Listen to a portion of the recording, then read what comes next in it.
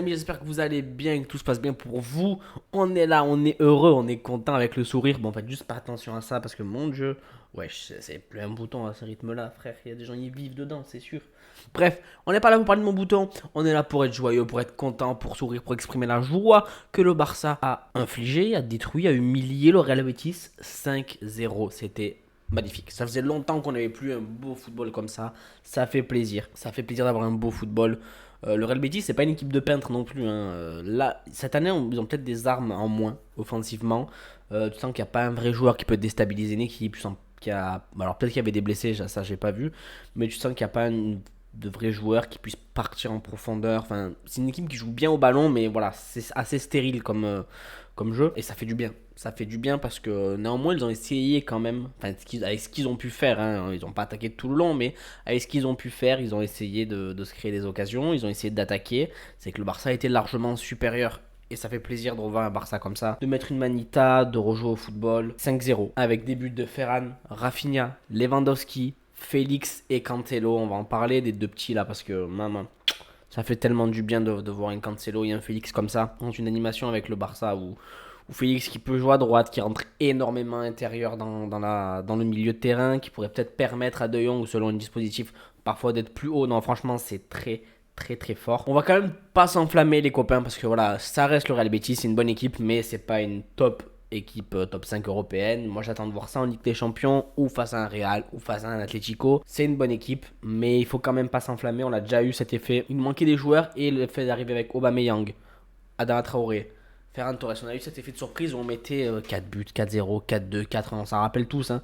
Et sur la suite, ça s'est assez vite éteint et ça s'est assez vite renfermé sur des scores à 1-0 et des scores légers et même une élimination en Europa face à Union Berlin, c'était. Ouais, c'était Union Berlin, je crois. Donc on va quand même pas s'enflammer, ça reste magnifique. Le jeu a été incroyable, ça a été football champagne, petit pont par-ci, petit pont par-là. Ça jouait bien, voilà, forcément quand tu joues en 4-3-3 avec 3 attaquants, on va rentrer vite fait dans le débat parce que sur Twitter, vous cassez les couilles sur ce réseau de merde. Vous cassez les couilles entre oui, mais regardez, c'est pas différent, ça reste un 4-3-3. Même quand il y avait Gavi ou Pedri en faux ça restait un 4-3-3. C'est juste l'animation. Vous pensez trop analyse sportive, analyse terrain, nanana. On n'est pas les gars. Même moi, je le suis pas du tout. Les vidéos que je fais, c'est pour le kiff, pour débattre du football que j'aime, mais je m'en bats les couilles.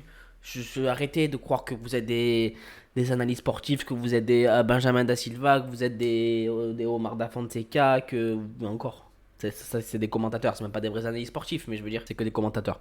Moi, je les adore, hein. C'est mes préférés. Pour ceux qui détruisent Omar juste parce qu'il a un peu la haine contre Gavi, ça je comprends pas. Omar, en vrai, non, il est trop kiffant. Bref, c'est pas le sujet, on s'en bat les couilles. Ne t'égare pas, Michel, ne t'égare pas.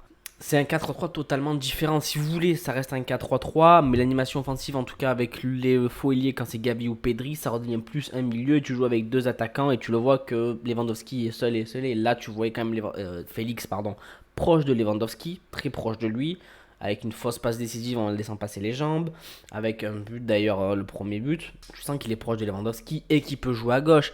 Et ça change totalement. Arrêtez de comparer que les deux c'est un 4-3-3 et que c'est juste l'animation offensive. Non, on était plus sur un 4-4-2 qu'un 4-3-3. C'est la réalité. Et arrêtez de faire les analyses sportives. Vous rendez fou. Vous avez le droit, hein, mais vous rendez fou. Je vous le dis honnêtement, vous avez le droit, vous vous rendez fou. Mais bon, bref, pensez ce que vous voulez, on s'en fout. On est tous dans le même bateau, on est tous contents. Il y a eu 5-0, c'est le plus important. Ça sert à rien de créer des guerres entre clans. Entre clans, entre nous-mêmes, je veux dire. Entre personnes du Barça sur Twitter, surtout, parce que c'est le pire des réseaux. C'est un réseau à merde. C'est un réseau de mouches à merde, c'est horrible. Mais bon, on est tous dessus quand même, c'est pas grave. Bref, 5-0, magnifique. Le jeu donné était magnifique. Je suis content car Xavi va pouvoir faire taire un peu des gens.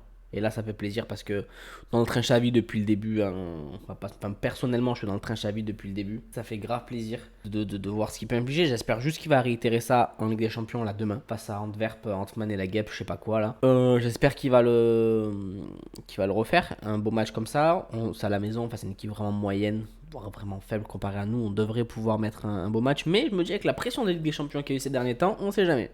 Ça peut à tout moment basculer dans un mauvais bail ce truc. Donc faut assurer, faut pas perdre de temps et on les détruit. Demain on les détruit. On va parler de Félix et Cancelo, forcément les deux recrues. Les deux recrues qui font énormément du bien. Franchement, Cancelo ça va être une dinguerie. On n'a plus l'habitude depuis trop longtemps, depuis Alves, nous, que ce soit du Dest, du Bellerin, du Koundé, du Araora à droite, du Roberto, On en a vu passer des joueurs. On en a vu passer sur ce côté droit. Franchement, ça fait tellement plaisir. Il est technique. Il est intelligent dans son jeu. Il est fort. Il est bon offensivement. Il n'est pas mauvais défensivement. Il peut scaler milieu de terrain. Il y a trop de trucs. Il y a trop de trucs. Il est beaucoup trop fort. Il est beaucoup trop fort. Le but qu'il met, c'est pas mal. La fin de frappe à la Ousmane Dembélé. Dembélé, on sait très bien où il aurait tiré. Ça aurait fait un 3 points dans un terrain de basket. Le ballon, il serait atterri ailleurs, c'est sûr et certain. Mais avec Cancelo, ça fait plaisir. Alors, il a peut-être un peu de réussite que bon, le ballon rebondisse. Ça passe entre les mains du gardien, on va dire. Mais c'est quand même magnifique ce qu'il fait. Le match qu'il nous fournit, lui et Félix, les deux qui nous font un match quand même très, très, très, très honorable pour leur début. Hein, on va pas se mentir. Félix. Toujours le délire d'aller vers, enfin le délire, toujours le principe d'aller vers l'avant, toujours la petite touche technique qu'il faut, la passe qu'il faut. Alors il y a peut-être des moments où il aurait pu faire mieux sur certaines actions, mais c'est son premier match, ce qu'il fait déjà, c'est incroyable, ce qui est limite homme du match. Donc non, ça a été très très fort, ça a fait grave plaisir. J'espère qu'on va réitérer ça sur les prochains matchs. Ça va peut-être des recrues qui nous manquaient pour aller plus loin en Ligue des Champions. Donc on va pas s'enflammer pareil. On voit je vois des trucs sur Twitter qu'on est les favoris et tout ça. Tranquille, mollo, on va voir ce que ça donne déjà en phase de poule de Ligue des Champions. Et après, comme je l'ai dit, la Ligue des Champions, c'est mental. Si en 8ème, tu tapes une équipe qui est abordable, tu prends pas le summum direct, si tu prends pas Manchester City, mais que tu prends peut-être une équipe, si tu reprends un Inter, si tu prends l'Inter, cette année, l'Inter, je pense que tu peux les taper, même s'ils sont pas mauvais, hein, mais tu peux les taper hard. Et après, c'est mental, hein. Après, c'est mental. Donc, je sais pas où est-ce qu'on pourra aller en Ligue des Champions. Passer des poules, aller en 8ème, ça serait déjà très bien. On va pas se mentir. Et aller en quart, à partir de là, pour moi, je considérais que c'est que du bonus, entre guillemets, parce que ça fait longtemps qu'il faut reprendre petit à petit. On va pas se mentir, on va pas passer d'une Europa League défaite en 16ème à une finale de Ligue des Champions. Ça m'étonnerait, c'est possible. Hein. Peut-être après, je sais pas demain. Mais ça m'étonnerait fortement.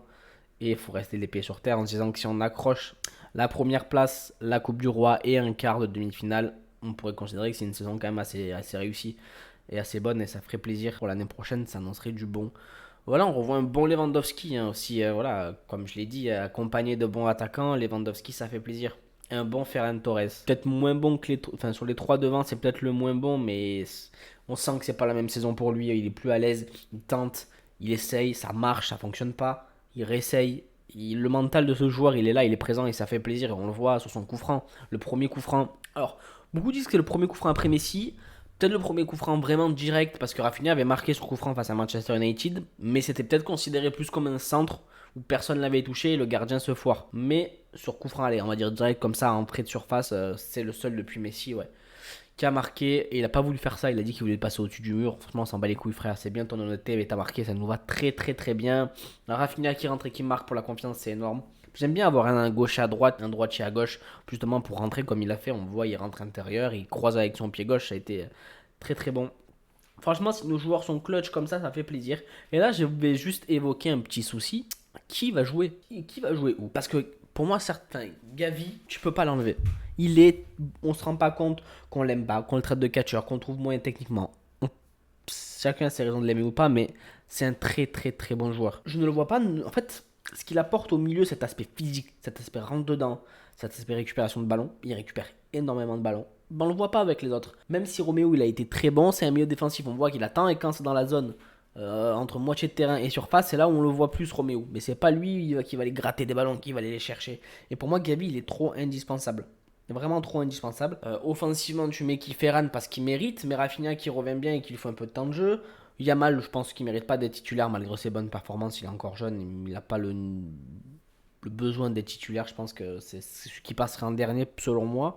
Bon, Félix Lewandowski, c'est titulaire, on est d'accord. Et après, au milieu, tu mets qui? T'as Gundogan, t'as Pedri, t'as Gavi, t'as Auriol, t'as Frenkie. T'as trop, trop, trop, trop de joueurs. Titulaire indiscutable pour mon milieu, t'as Pedri et Gavi, quand Pedri va revenir. Si il nous donne des bons matchs, parce que ça peut être Pedri, mon joueur préféré. S'il nous lâche des matchs légers et qu'il apporte pas grand chose, ça sort. Ça peut être Pedri, qui tu veux. Si t'es mauvais, t'es mauvais.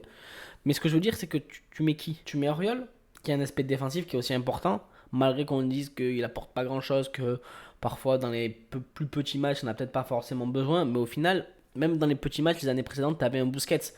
Il était là, c'était une sentinelle. Il est moins bon que Busquets, il a une moins bonne qualité de passe, il a une bonne vision de jeu. Quoique la passe qu'il fait sur Félix, elle est quand même pas mal pour le premier but. Donc je sais pas réellement comment Xavi va pouvoir jouer. Moi je vous dis, mon milieu, je veux que ça soit Frenkie, Pedri, Gavi pour l'instant. Pour moi, Gundogan pour l'instant n'a pas encore le niveau, même s'il fait une très bonne rentrée. C'était son meilleur match, je trouve, depuis. Enfin, sa meilleure rentrée, son meilleur match qu'il a fourni.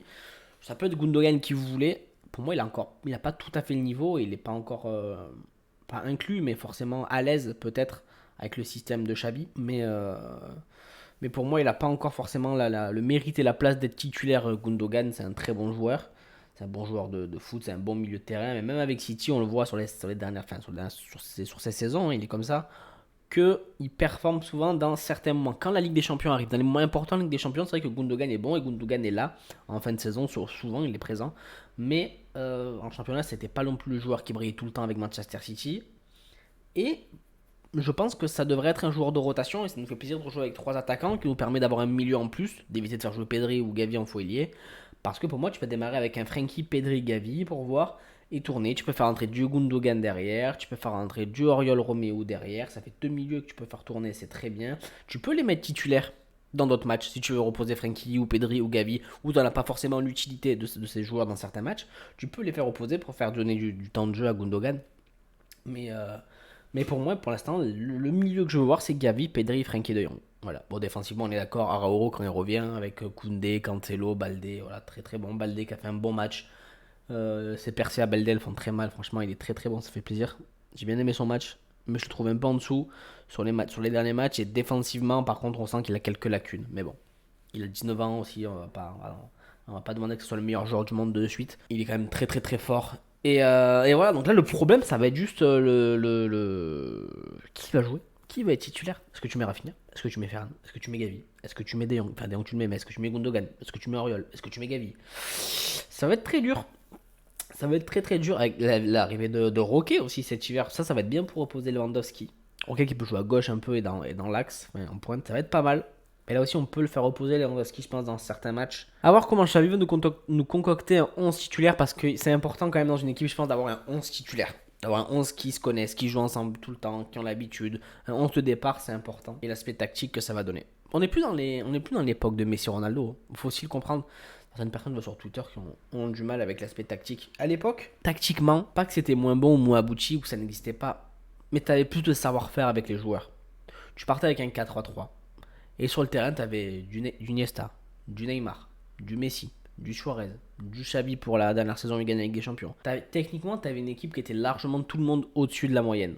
Tu pouvais jouer avec un 4-3-3 et pas forcément avoir un vrai plan établi avec un milieu qui se sert de faux neuf qui va prendre l'espace, même si ça a toujours existé, mais les joueurs étaient tellement forts individuellement que tu n'en avais pas réellement besoin. Ça faisait la différence par des performances individuelles, par une élimination de Messi, par une élimination de Neymar, par une finition de Suarez. Et tu avais pareil ça avec l'époque aussi avec le Real, hein, le Real qui était en 4-3-3 aussi avec un Ronaldo, Benzema, Bale, voilà. Un Modric qui était plus jeune, un Kroos qui était plus jeune, un Casemiro. Enfin, individuellement, c'était aussi plus fort. Tu avais moins cet aspect tactique que maintenant, je pense, dans les équipes. Peut-être que je me trompe, mais j'ai l'impression que l'aspect tactique prend quand même maintenant énormément le dessus et qu'on est plus sur une partie d'échecs parfois qu'une partie de football parce que les individualités, elles font moins parler. C'est mon ressenti. Après, je peux me tromper, hein, mais c'est ce que je ressens. Bref, voilà. Très belle victoire 5-0. J'espère qu'on va réitérer ça demain face à Antwerp, les frérots. J'espère que cette petite vidéo vous aura plu. N'hésitez pas à me dire en commentaire ce que vous avez pensé du match, de la vidéo et n'importe quoi. Me suivre sur les réseaux qui est en dessous dans la description. Moi, je vous dis à très vite, les frérots, pour une prochaine vidéo. Ciao tout le monde.